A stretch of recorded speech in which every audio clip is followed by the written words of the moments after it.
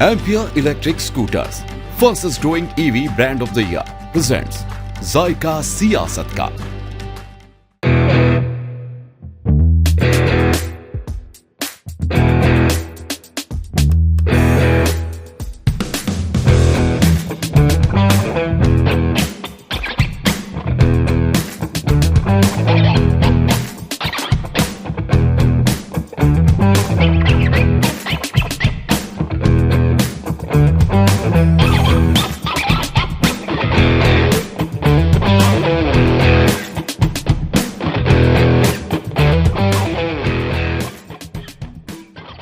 नेकी कर दरिया में डाल, ये जो कहावत है इसका अर्थ है कि आप अच्छे कार्य करते जाइए, उसकी गिनती मत करिए, फल की इच्छा मत करिए। इस कहावत पे बड़े अच्छे से बखूबी फिट बैठते हैं जो आज के नेता हैं जिनको आज हम लोग इंटरव्यू करने वाले हैं। आज हमारे साथ जो गेस्ट हैं जायका सियासत पे, उनकी हम बात कर रहे हैं। गुरजिंदर सिंह हैं जो कि संगठन से भी जुड़े हुए हैं, व्यापारी नेता भी हैं। तो सबसे पहले तो गुरजिंदर जी मैं चाहूंगी कि आप एक मैसेज दे दे लोगों को कि जायका सियासत पे आज आपको इनवाइट किया गया है, इसको लेकर के आपको कैसा लगता है? देखिए, सबसे पहले तो मैं आपको धन्यवाद दूंगा कि आप इस प्लेटफॉर्म पे लेके आए हो। बहुत अच्छे, मैंने तो आपके पहले भी एपिसोड्स देखे हैं, बहुत सुंदर। आपने एक नया कंसेप्ट आप लेके आए, उसके लिए आप बधाई के पात्र हो। तो मुझे बहुत अच्छा लगा, और जब आपने अपने यहाँ बुलाया, इनवाइट किया, खासकर ये लोकेशन बहुत अच्छी लगी मुझे, और मैंने आपको धन्यवाद भी दिया है। और मैं ये चाहूंगा कि आप जैसे लोगों से सवाल पूछते हो, उनके बारे में जान के बड़े हमें अच्छा लगा। जैसे कुछ पार्ट्स ऐसे होते हैं जीवन के जो मुझे लगा कि आपने इसके पहले भी जो इंटरव्यूज लिए हैं, जो पार्ट्स हम लोग को नहीं पता थे वो भी पता चले। तो गुरजिंदर जी, भारतीय उद्योग व्यापार मंडल के आप अध्यक्ष भी हैं, समाज सेवी भी हैं और व्यापारी नेता भी हैं। तमाम तरह के जो प्रोफाइल हैं वो आपके साथ जुड़ी हुई हैं। अपने आप को कैसे देखते हैं इन सारे रोल्स में? देखिए, मुझे ये लगता है कि पहले तो जिस समय हम लोग किसी भी फील्ड में जाते हैं, तो खासकर मेरी शुरुआत तो स्ट्रगल से ही हुई। और स्ट्रगल करते करते पता नहीं चला कि कैसे किन हवाओं में बहते चले गए। और चाहे वो कई क्षेत्रों में, मुझे लगता है कभी कभी कि कई क्षेत्रों में मैं चला गया। पहले पैसा कमाने के लिए आगे बढ़े, फिर धीरे धीरे सामाजिक कार्यों में करते करते आज कहां से कहां आ गए। ये प्रभु की इच्छा जहां ले जाए। बड़े ग्रेटफुल आप साउंड करते हैं। जब मैंने जितनी बार आपसे मुलाकात की है, आप उतनी बार प्रभु का धन्यवाद करते हुए नजर आते हैं। तो ऐसा क्या रहा है कि आप इतना ग्रेटफुल हैं? क्योंकि देखिए, लोगों को लगता है कि जनरली लोग कैमरे के सामने ऐसे, पर आपके अच्छे कार्यों की फेहरिस्त इतनी लंबी है कि हम भी आपका इंटरव्यू लेने के लिए आप खुद को रोक नहीं पाए। तो ऐसा क्या है कि आप इतना ग्रेटफुल हैं? देखिए, हमारा ये मानना है कि जैसे हर व्यक्ति अपने कर्म करता जाता है, लेकिन उसका जो लेखा जोखा है ना, वो कहीं ना कहीं प्रभु के पास रहता है और वो उसको फल मिलता है उसका। लेकिन अच्छे कर्म करते रहना चाहिए। अभी एक बार मैं बता दूं आपको, मिसेज के साथ जा रहा था मैं, तो मैंने कहा कि जितने लोग जा रहे हैं है तो उसी प्रभु का अंश, तो फिर काहे का हिंदू, काहे का मुसलमान, काहे का सिख, काहे का ईसाई, और काहे का ऊंच नीच, जो काहे का गोरे और काले का भेदभाव। मैंने कहा सबके अंदर तो रब है। तो मुझे ये लगता है कि जैसी दृष्टि वैसी सृष्टि। तो हमेशा मुझे ये लगा है कि कोई भी व्यक्ति के सामने है, हम उसको बुरा ना कहें, ना उसके बारे में ऐसा सोचे। तो मुझे प्रभु के प्रति इतनी आस्था है कि जब मैंने जो मांगा हमें मुझे मिला है। मेरी लाइफ में मैंने जो मांगा है मुझे प्रभु ने दिया है। तो मुझे लगता है कि ऐसे कार्य करते रहने से शायद प्रभु प्रसन्न है, तो सब दे रहे हैं। बड़े कम लोग होते हैं जिनको समाज में इतनी इज्जत मिलती है या मौका मिलता है सेवा करने का। प्रभु ने, जैसा आप कहते हैं कि आपको चुन करके सामने लाए हैं, तो इसके लिए आप सबसे बड़ा जो आप इंस्पिरेशन मानते हैं वो कौन है? देखिए, मैंने जैसे अभी कर्मों की बात कही, और कहते हैं ना कि भाग्य की बात करते हैं अगर, तो अब जब व्यक्ति की जैसी स्टेज होती है, एजुकेशन के बाद कारोबार शुरू किया, उसके बाद शादी, तो उसके बाद एक लाइफ बदल जाती है। तो मुझे लगता है कि जो मेरी लाइफ बदली है वो मेरी मिसेज ने, अमृत कौर ने बदली है। फैमिली को पूरा श्रेय देते हैं।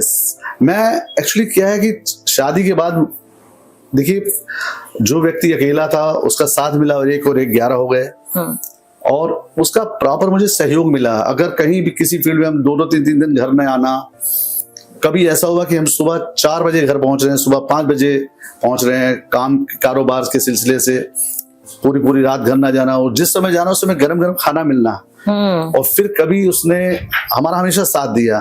कोई भी हम काम करने जा रहे हैं तो उसने हमेशा हमारा बैग पैक करके साथ में दिया कि नहीं आप करके आओ। ये बहुत बड़ी बात है लाइफ में। और बाकी तो मैंने जैसे बताया कि जैसे हम लोग के कर्म है वैसा फल है।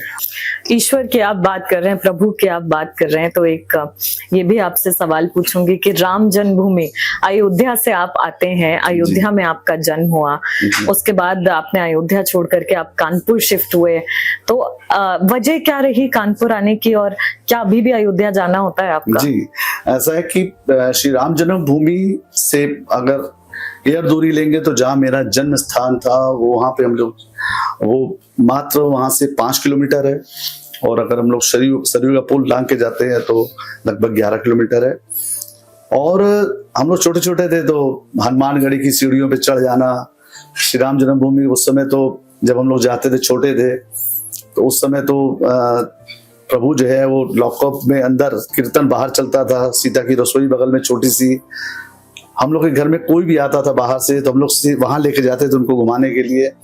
और हर पूर्णमासी को हमारे पापा सबको, मोहल्ले वालों को सबको साथ लेके जाके वहां सरयू पे स्नान कराना।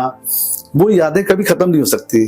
आज भी जब मन होता है तो जाते हैं, दर्शन करते हैं।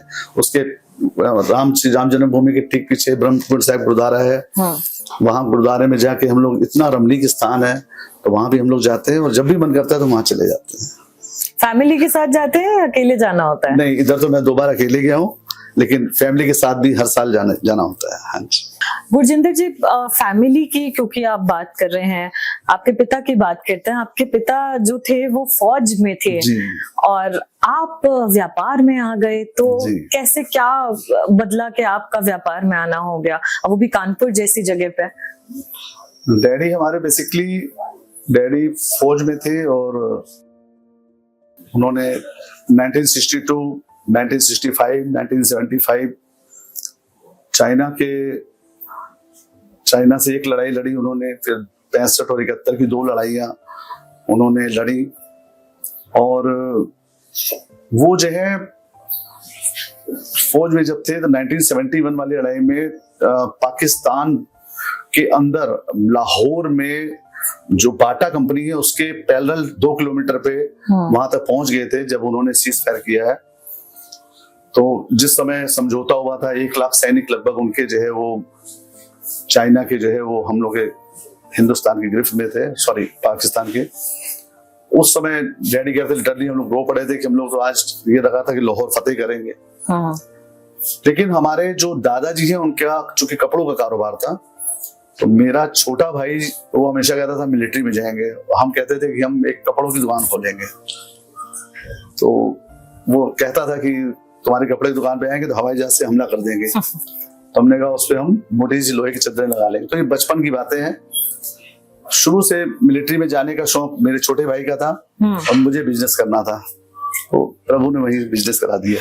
गुरजिंदर जी, ये पूरे प्रोसेस में, क्योंकि बहुत लंबा वक्त आपने निकाला है, आपका स्ट्रगल बहुत लंबा रहा है, बहुत ज्यादा आप सोशल इवेंट्स में एक्टिव हैं, तो ये टाइमलाइन आप हमें समझा सकते हैं? क्योंकि पहले अयोध्या में आपका जन्म होता है, फिर आप कानपुर आते हैं, कानपुर में आप व्यापार में आते हैं, व्यापार के बाद आप संगठन में जुड़ते हैं, उसके बाद तमाम तरह के प्रोफाइल हैं, समाज सेवी भी हैं, तो ये सारी चीजों का एक टाइमलाइन बताना चाहिए। देखिए, गुरबानी कहती है कि जहां दाने वहां खाने, नानका सच है। गुरु नानक देव जी कह रहे हैं कि जहां दाने वहां खाने, जहां जहां जो जो दाना हमारे भाग्य में मुझे वो खाना है। जैसे आप यहाँ आज जायका में आप खिला रहे हो जी। तो ये हमारे हाथ में कुछ नहीं है। फिर मैं कहूंगा कि मेरे हाथ में कुछ नहीं है। प्रभु डोरी हाथ तुम्हारे, ये प्रभु के हाथ में हम लोग की डोरी है ना। तो हमें नहीं मालूम कि वो कहाँ बहा के ले जाएगा। और हमें ये लगता है एक चीज और है, हम कभी प्लान करते हैं कि हमें पूरब को जाना है, वो पता नहीं पश्चिम को ले जाए। तो ऐसा लगता है कि जो जो हो रहा है हमारे जीवन में वो मेरी कोई बहुत बड़ी प्लानिंग नहीं है, वो उसी की प्लानिंग है, वही लेके जा रहा है, मुझे जो लगता है। क्योंकि अपना सोचने से कुछ नहीं होता है, और बहुत बार ऐसा मैंने देखा है। हाँ, हम लोग को हमेशा एक हमारे जीवन का एम होना चाहिए, उद्देश्य होना चाहिए। हमारे जीवन का जो उद्देश्य था वो हमेशा से मैंने ये सोच रखा था कि एक अच्छा सा लाइफ स्टाइल होना चाहिए, लोगों से मिलते जुलते रहना चाहिए, सबसे प्यार से रहना चाहिए। वो आज प्रभु ने सब दे दिया, तो ठीक है, यही लाइफ अच्छी है। बाकी जीवन में बहुत सी ऐसी समस्याएं भी आती हैं, लेकिन उन समस्या जब तक जो अगर कोई दुख नहीं है तो फिर सुख का एहसास नहीं है। तो प्रभु श्री राम ने भी देखिए 14 साल का वनवास झेला है, हमारे गुरुओं ने देखिए इतने बलिदान दिए हैं, तो है, ऐसा है, और सुख है दुख है दोनों है। ठीक है, तो जायका सियासत का हमारा प्रोग्राम है जिसमें हम लोग सियासत के साथ जायके पे भी बात करते हैं। तो आपकी कॉफी सर्व हो चुकी है, मैं चाहूंगी कि इससे पहले वो ठंडी हो जाए, उसका मजा कम हो जाए, तो आप प्लीज अपनी कॉफी लीजिए, चर्चा बराबर चलती रहेगी।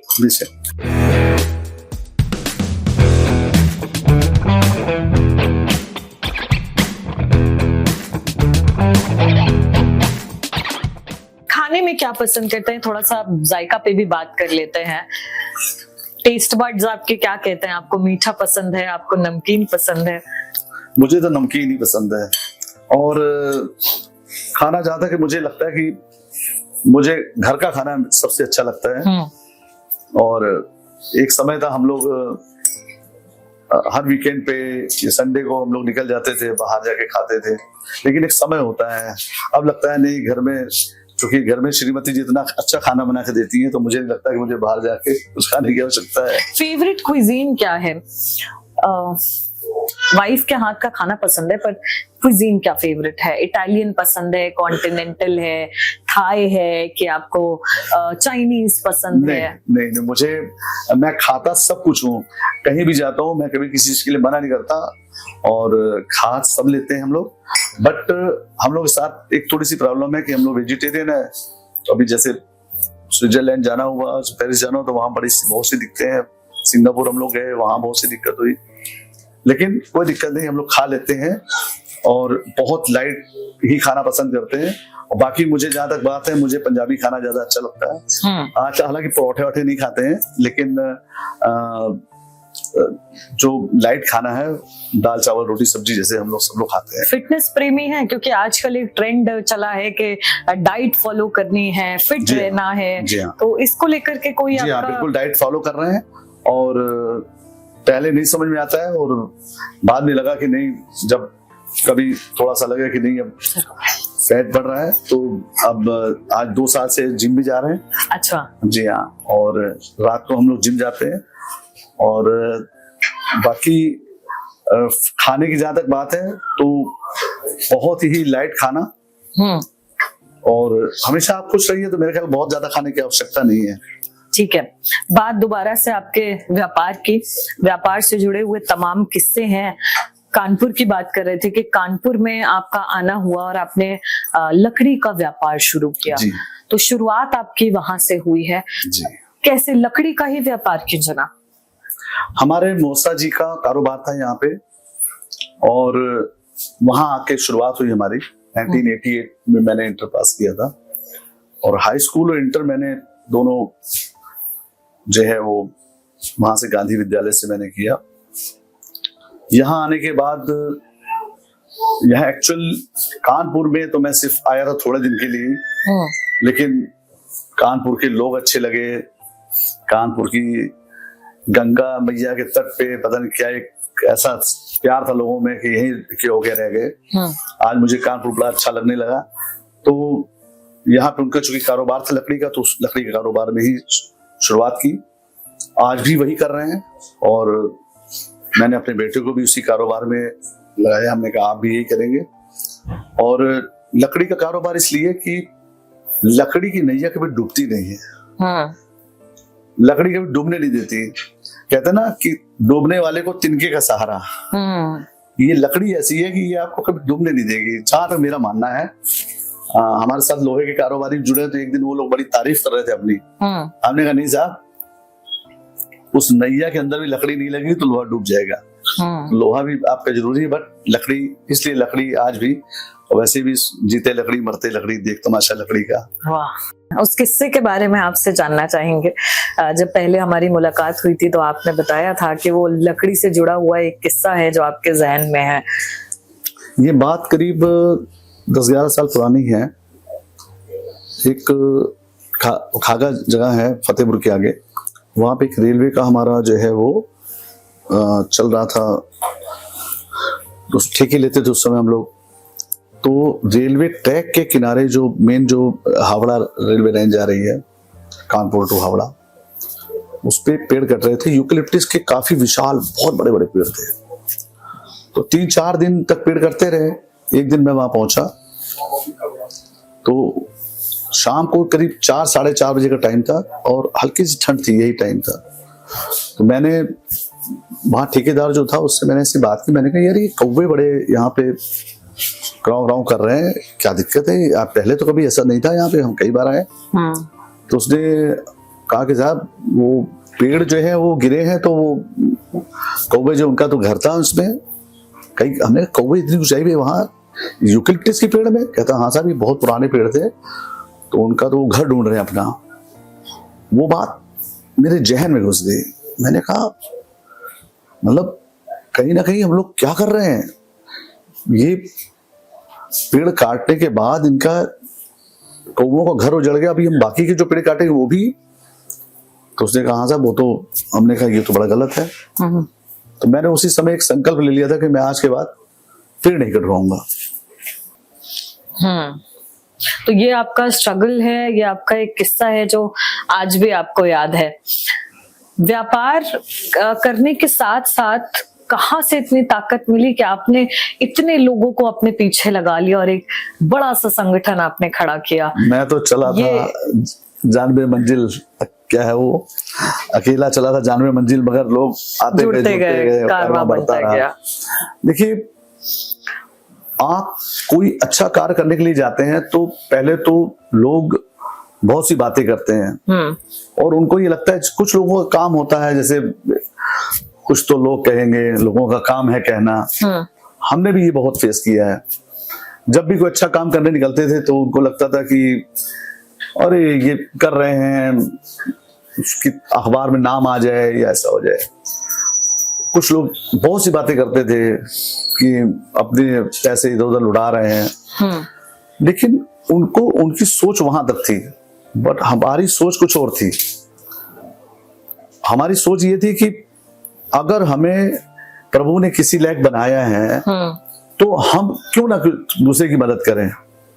और मैं आपको बता दूं कि मेरे साथ हुआ है, लोगों ने मेरे साथ यहाँ कानपुर में जब आए, लोगों ने मेरी मदद की है।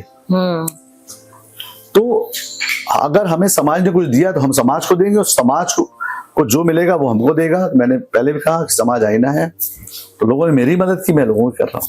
पर संगठन शुरू करने के पीछे की वजह क्या रही? कैसे शुरुआत किया? कब इसकी शुरुआत की गई? ये आपको बता दें कि मुश्किल से 1-2 महीना निकला तो 2 अक्टूबर गांधी जयंती। ये हुआ कि ये लोग इतने बड़े बड़े कार्यक्रम करते हैं, तो हम लोग मिलके, यूथ जो है हम लोग मिलके एक कार्यक्रम कर लेते हैं। तो हम लोग 2 अक्टूबर मनाने की हम लोगों ने सोची। तो हमारे एक मित्र हैं, हम लोग गए तो गांधी स्वराज आश्रम से जाके वहां से टोपी लेके आए बोले गांधी जी की। अच्छा। हम लोगों ने कहा कि एक क्रांति लाने के लिए, एक रेवोल्यूशन लाने के लिए गांधी जी का सहारा लिया था। हम लोग जो टोपियां लेके आए वहां से, करीब 100 टोपियां हम लोगों ने वहां से खरीदी और एक कार्यक्रम किया था वही कोपरगंज में, बांसमंडी। और वहां सबको बुलाया हम लोगों ने, जो हम लोग के विचारधारा के थे उनको भी, जो नहीं थे उनको भी, सबको बुला के वहां इकट्ठा किया। और चूंकि उस समय हम लोग को बोलना भी नहीं आता था इतना, लेकिन जो वक्ता थे उनको बुलाया, उन्होंने बातचीत शुरू की और उसके बाद हमने सबको वो टोपी अपने हाथ से हम लोगों ने सम्मानित करते हुए पहनाई। तो कहीं ना कहीं वो जैसे गांधी जी का एक आशीर्वाद हम लोग को मिला।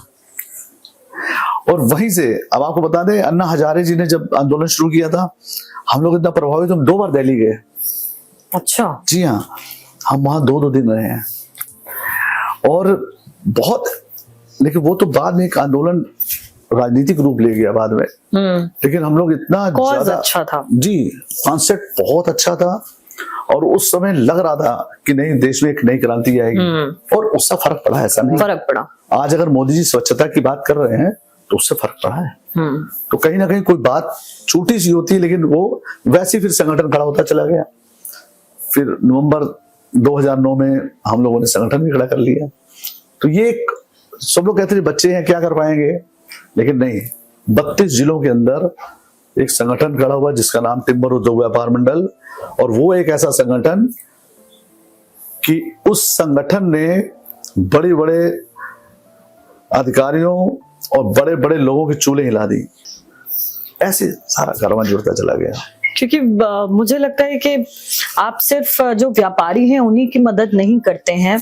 अभी जब कोविड का भी वक्त था तो बड़ा आपका नाम सामने आया था। मन की बात में पीएम मोदी ने भी आपकी संस्था, आपका नाम लेकर के बोला था कि आपके जो कार्य हैं वो बेहद ही सराहनीय हैं। जी जी। तो ये समाज सेवी वाला जो भाव है, ये जो आपका एक मोड है, ये कैसे क्या है, इसको थोड़ा कोविड में तो ऐसा रहा कि जो पहला लॉकडाउन आया है, आई थिंक 22-23 तारीख को मोदी जी ने पहला जो लॉकडाउन दिया था, उसके 3 या 4 दिन बाद ही मेरे पास एक फोन आया। स्लम एरिया हमारे यहाँ, वहां से एक फोन आया कि साहब मैं एडवोकेट हूँ, मुझे दिक्कत है। मैं उनको जानता भी था पहले से। तो कुछ ऐसी दिक्कत थी कि ना घर में खाने के लिए है, ना हाथ में पैसा है। तो भैया आप आ जाओ। तो मैं आ जाऊं, मैंने कहा नहीं आप नहीं आओ, मैं आऊंगा। और वो एक जाने का सिलसिला चालू हुआ। 2-4 दिन बाद हम फिर अल्टरनेट डे में जाते थे। घर में हमारे इन्होंने रोका भी कई बार कि आप ऐसे मत जाओ। हमने कहा नहीं, अगर किसी को जरूरत है हमारी, अल्टरनेट डे में मास्क लगा के हमने जाना। तो पहले शुरुआत हमने सूखे अनाज से, हमने कहा नहीं भोजन नहीं बनाएंगे, सूखा अनाज बांटना शुरू किया। आज भी वो किट सिलसिला चल रहा है, आज भी बहुत चलवा रहे हैं। तो वो बांटना शुरू किया। उसके बाद लगा कि नहीं, कुछ और भी दवाइयों की लोगों को जरूरत थी, वो हम लोगों ने मुहैया कराई। ऑक्सीजन सिलेंडर, तो बहुत से ऑक्सीजन सिलेंडर हम लोगों ने लोगों को मुहैया कराए। इसके बाद जब N95 मास्क जो आ रहे थे वो उस समय अच्छे नहीं आ रहे थे। किसी ने कहा साहब अच्छी क्वालिटी के मास्क बनवा दीजिए। मैंने दिल्ली से 10,000 मास्क, पहले 1,000 बनवाए, फिर वो बढ़ गए तो उन्होंने कहा नहीं सब 10,000 मास्क फिर वहां से बनवाए। फिर इसमें एक किस्सा एक छोटा सा है। एक वेपोलाइजर मशीनें हैं, वो मैंने किसी दिल्ली किसी बात की किसी से, मैंने कहा साहब वो मशीनें कुछ चाहिए। तो उन्होंने कहा 300 समथिंग मशीनें मेरे पास रखी हैं। तो मैंने उनके अकाउंट में पैसे लगा दिए। उसमें बड़ी दिक्कत थी लोगों को, मशीनें नहीं मिल रही थी और लोगों ने मदद भी की। और ऐसे समय पे कुछ लोगों ने लूटा भी। मतलब जो दवाइयां बहुत सस्ती थी, थर्मामीटर ले लीजिए, वो ब्लैक में बिक रहा था। तो ऐसे भी लोग थे। चलिए भगवान उनका भी भला करे। वो मैंने उनसे जब बात की, मैंने कहा ये चाहिए, तो उन्होंने कहा साहब मैं भिजवा दूंगा आप, लेकिन कोई ट्रांसपोर्ट हो तो। मैंने एक ट्रांसपोर्टर है, धर्मेंद्र जी हैं जस्ट, मैंने उनसे कहा कि आप रेडीमेड का कपड़ा वहां से लाते हो तो आप कुछ हमारे वहां से मंगा दीजिए। तो उन्होंने मंगा के दिए वहां से। और जब वो हमारी शॉप पे लाके उतरवा रहे थे तो वो काफी बड़े बड़े झाल थे। तो 40 का लगभग एक पैकेट, तो 8 पैकेट बड़े बड़े पैकेट क्या, वो झालें थी बड़ी बड़ी, वो लेके उतारा उन्होंने। तो उन्होंने कहा कि भैया आपका तो ये कारोबार नहीं है, क्या चीजें हैं इसमें। हमने कहा ये वेपोलाइजर मशीन है, आप क्या करोगे। हमने कहा ये कारोबार नहीं है, लोगों को मुफ्त में बांटेंगे। तो धर्मेंद्र बहुत, उस समय उसके पास पैसा नहीं था बहुत, लेकिन उसका दिल देखिए, उसने भी कहा नहीं साहब हम पैसा नहीं लेंगे इसका। तो उसने भाड़ा नहीं लिया मुझसे। देखिए आप अच्छा काम करने के लिए निकलते हो, लोग मिलेंगे आपको, मिलेंगे। ये जो चीजें हैं, आप एक मोदी जी ने जो मन की बात में बात की, वो तो गांव ऐसा था कि उस गांव के अंदर जब हम लोग पहुंचे तो पहले तो उन्होंने लाइन लगवा दी, जेंट्स की अलग लेडीज की अलग लाइन लग गई। लेकिन जब मैंने अपनी गाड़ी खोली उसमें से वेपोराइजर मशीनें निकालनी शुरू की, क्योंकि दवाइयां और खाना तो लगभग उनको मिल जाता था, बट वेपोराइजर मशीनें देख के उनको लगा कि खत्म ना हो जाए कहीं, क्योंकि 10,000 उस गांव में जनसंख्या थी और 7,000 जो है वो संक्रमित थे। 7,000 70% ऐसे लोगों के बीच हम लोग को नहीं मालूम था कि हम लोग जा तो रहे हैं, उसके बाद रिजल्ट क्या होगा। ये बड़ा मजेदार किस्सा है। कुछ देर बाद हुआ क्या कि वो भीड़ बेकाबू हो गई। बेकाबू हो गई तो हम लोग के साथ 3 गाड़ियां थी, वो 2 गाड़ियां तो उन्होंने फटाफट बैठे वो चले गए। मेरी गाड़ी की डिक्की खुली हुई और वो मैंने कैसे वहां से उस भीड़ से निकले कि हम लोग को लग रहा था हम लोग ना संक्रमित हो जाए, जबकि डबल मास्क लगा हुआ था, लेकिन भीड़ टूट पड़ी। उनको लग रहा था कि नहीं सारे कहीं ऐसा ना हो तो छीनने लगे वो लोग। वहां से फिर हम लोग निकले, फिर वहां के गांव के प्रधान ने फोन किया कि साहब मेरे घर आ जाइए। तो फिर उनके घर में हम लोग पहुंचे, सारा सामान रखा, उसमें मास्क भी थे और पका हुआ भोजन था, कुछ हमारी राशन की किटें हमने जो बना रखी थी लगभग 250-300 पैकेट वो थे, और साथ में ये वेपोराइजर्स की मशीनें थी। फिर हम लोगों ने क्या किया, उनके घर में एक छोटी सी खिड़की थी, खिड़की तो बहुत बड़ी थी, उसमें एक छोटा सा पार्ट और था नीचे, हम लोगों ने उससे देना शुरू किया कि हम लोगों को पास हम लोग कोई ना आ पाए। और हम लोग ग्लव्स वगैरह सब लेके गए थे, और ग्लव्स हम लोगों ने बांटे भी, उसमें वो ग्लव्स भी आते थे, ग्लव्स भी लोगों को देते थे। सैनिटाइजर्स तो हम लोगों ने इतने बांटे हैं। तो वो क्या हो रहा था, वहां पे लोग लेके सैनिटाइजर वो बालों में लगा रहे थे। तो हम लोगों ने बहुत समझाया कि नहीं साहब, ये सिर्फ सैनिटाइजर आपको तब यूज करना है जब आप कोई सरफेस को छू के आ रहे हैं, तो आपको बार बार नहीं लगाना है। तो ऐसे है किससे कभी कभी जान पे बनाती है ना। कैसे कोविड का वो दौर था कि भुलाए नहीं भूलता है, क्योंकि हमारी जनरेशन ने शायद ये पहली बार इस तरह का दौर देखा है। जी, उस दौरान कुछ लोगों ने देखते बच्चे सारे बाहर फंस गए थे, कोई गुड़गांव में, नोएडा में, और एक बच्चा तो किसी का था, चूंकि आप देखिए ये जैसे माने व्यापार मंडल है, तो व्यापार मंडल में हम लोग कार्य कर रहे हैं, लेकिन ये सिर्फ ऐसा नहीं कि व्यापारिक समस्या, नो, व्यापारिक समस्या साथ उसके अगर कोई घर की समस्या, चूंकि हम लोग एक दूसरे से जुड़ गए तो एक परिवार के रूप में काम करते हैं, इमोशनल बॉन्डिंग भी इमोशनल बॉन्डिंग हो जाती है। बॉन्डिंग ऐसी बॉन्डिंग होती है कि उनके घर में, परिवारों में, जब उनके जैसे अभी शादियों के सीजन चल रहे तो हम लोग 5-5, 7-7, 10-10 कार्ड रोज के, तो ये जो है ना उनके दुख सुख में खड़े होना। उन्होंने उस समय कहा कि साहब देखिए बच्चा हमारा वहां अहमदाबाद फंसा है किसी के वहां, तो ब्रह्मदेव राम तिवारी जी उस समय, मैं तो उनकी तारीफ करता हूँ हमेशा, कई लोगों के बीच में, डीएम साहब थे हमारे, हम लोग जाते थे वहां 5 से बनवा के लाते थे। और उसी दौरान मैं आपको बता दूं, लोगों के मतलब सारे हॉस्पिटल, सारे नर्सिंग होम सारे फुल, तो लोग जो है एडमिट नहीं हो पा रहे थे। तो मेरे पास एक डिप्टी ब्लॉक एक कारोबारी है सरदार जी, उनका फोन आया कि मुझे कोविड हो गया है, तो कहीं जगह नहीं मिली, तो हमने उनको काशीराम में वहां एडमिट कराया। शाम को उनका फोन आया कि मेरे पापा को भी कोविड हो गया है, तो उनके पापा को एडमिट करा। दूसरे दिन उनका फोन आया कि मेरे पापा की डेथ हो गई है, और उसी दिन एक हैलट में हमारे सिंह साहब थे, उनको एडमिट कराया था, उनकी उसी दिन डेथ हो गई। उस दिन मैं पहली बार रोया था कि हम कुछ नहीं कर पा रहे हैं, लाचार, वो जो लाचारी थी। उसके 2 दिन बाद ही एक और 32 साल का बच्चा था, उसको हम लोग नहीं बचा पाए, क्योंकि हम लोग कुछ नहीं कर सकते थे।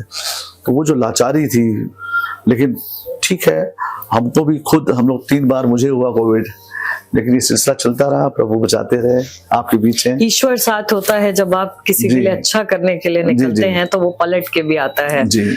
आपके साथ मैंने ये बड़ा अच्छा एक टाइटल जोड़ा है, नेकी कर दरिया में डाल, बड़ा सूट करता है आपको, क्योंकि आपके बारे में जब जानकारी करी तो ये भी पता चला कि आप बहुत सारे ऐसे बच्चे हैं जिनके शिक्षा का आपने भार उठाया हुआ है, तो उसके बारे में थोड़ा सा आप बताएंगे, कितने बच्चों को आपने शिक्षा देख रहे हैं और इसको कहाँ देखते हैं, फ्यूचर में कहाँ ले जाना चाह रहे हैं? देखिए, मैं आपको बता दूं कि एक संस्था भी हमारे पास आई बीच में, उन्होंने कहा साहब मुझे मालूम है कि आप बच्चों की फीस दे रहे हो। हमने कहा जी ठीक है। तो उन्होंने कहा साहब हमारी संस्था से आप जुड़ जाइए, हम लोग भी चाहते हैं कि उन बच्चों की फीस आप हमारी संस्था के थ्रू दीजिए, या और भी बच्चे हैं उनको। हमने कहा कि बाकी तो सब ठीक है, बट फीस हम जो है वो बच्चों को बुला के और स्टेज पे बुला के या कहीं पे किसी प्लेटफॉर्म पे खड़ा होके हम अपने हाथ से नहीं देंगे। जिस बच्चे की फीस हम देंगे उस बच्चे को अगर पता चल गया मैं तो दे रहा हूं, तो उसको ये एहसास नहीं कराना है कि उसके मम्मी पापा उसको फीस नहीं दे पा रहे, मैं दे रहा हूं। मैंने कहा बिल्कुल नहीं, वो फीस ऐसे जानी चाहिए कि थ्रू उसके पापा के, अच्छा, ताकि उस बच्चे को अभी हर्ट ना हो। ऐसे बहुत से परिवार है, लेकिन उनको सामने लाना, ये मैंने कहा नहीं। अभी बचपन में कोमल बच्चा है, उसके मन में ये छवि नहीं होनी चाहिए कि मेरा पापा मुझे पढ़ा नहीं पा रहा है। तो मैंने उनको मना कर दिया हाथ जोड़ के, मैंने कहा मैं ही नहीं कर पाऊंगा। आप जैसे लोगों की जो शख्सियत है उनको हम दिखाते रहते हैं अपने शो पे जायका सियासत का, मगर फिलहाल आपकी फैमिली भी हम यहाँ पे चाहेंगे कि वो भी आए। Ampere Electric Scooters, fastest growing EV brand of the year, presents जायका सियासत का। इंटरव्यू चल रहा है गुरजिंदर सिंह जी का और अब उनका परिवार भी हमारे साथ मौजूद है।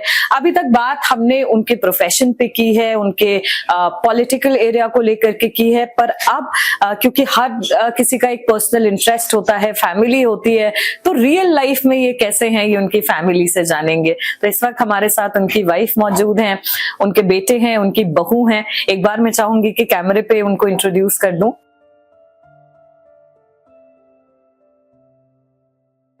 गुरजिंदर जी, आपके आज फैमिली भी इस शो पे मौजूद है, तो सबसे पहले तो बताइए कि फैमिली को लेकर के कैसा फील हो रहा है। आज आपके इंटरव्यू में भी वो साथ में हैं, हमने आपको लेकर के बहुत सारा डिस्कशन किया, क्या महसूस होता है? फैमिली हमेशा मेरे साथ है, फैमिली और फर्स्ट। इनका सबका साथ हमें मिलता है। ये मेरा बेटा है, मेरी बहू है, हमारे मिसेज है। लेकिन जब इसकी बेटे की जब शादी हुई थी तो मैंने पहले दिन ही कहा था कि वो जो आएगी वो मेरी बेटी होगी। मेरी एक बेटी है, उसकी शादी बाद भी हुई है, तो वो मेरी बच्ची है, तो मैंने कभी इसको बहू नहीं समझा। आपके स्ट्रगलिंग टाइम्स में आपने कहा कि आपकी फैमिली साथ रही है, आपकी वाइफ ने वो वक्त भी देखा है जब आपका स्ट्रगल फेस चल रहा था और व्यापार से उठ करके आप इधर संगठन भी खड़ा कर रहे थे और संगठन के साथ आपकी समाज सेवा भी चल रही थी। तो मैं चाहूंगी कि कुछ दो सवाल उनसे भी हो जाएं। तो मैम, सबसे पहले आपसे जानना चाहूंगी वो फेस कैसा रहा, क्योंकि गुरजिंदर जी तो बहुत बिजी थे उस वक्त में, लोगों से मिलना जुलना लगा रहता था, मीटिंग्स रहती थी, तो आपको कैसा लगा? निकल गया बस वो टाइम, थोड़ा प्रॉब्लम्स तो देखी मैंने, लेकिन बस ऐसे ही निकल गया, अच्छा टाइम निकल गया वो भी। और लगा कि परिवार को वक्त नहीं दे पा रहे हैं, अकेले बच्चों को पालना पड़ रहा है, या वक्त दिया इन्होंने? नहीं, टाइम तो नहीं दिया इन्होंने, बहुत कम। मतलब जैसे रात में बहुत लेट आते थे, कभी मतलब सुबह ही आते थे 4-5 बजे और बोलते थे कि जल्दी से सब कुछ लगा दो, और 8 बजे फिर निकल जाना होता था इनको। बहुत कम टाइम दिया उस टाइम इन्होंने। Going back down the memory lane, आप आपके फादर की बात कर रहे थे, आपके ग्रैंडफादर की भी बात हुई कि वो फौज में थे, आपके फादर ने भी व्यापार किया है, संगठन खड़ा किया और उसके बाद समाज सेवा भी की है। ये जो भाव है, आप इससे इंस्पायर होते हैं आपके फादर, क्योंकि वन ऑफ अ काइंड है। यस, बिल्कुल, बहुत इंस्पायरिंग है वो। मतलब उनसे मुझे सीखने को मिलता है टाइम कैसे मैनेज करना है। टाइम मैनेजमेंट को इनसे सीखे। वो काम को प्रायोरिटी देते हैं, फैमिली को भी देते हैं, अपने ईश्वर को भी देते हैं, और वो सोशल वर्क भी करते हैं साथ ही साथ। तो ये बहुत बड़ी चीज है।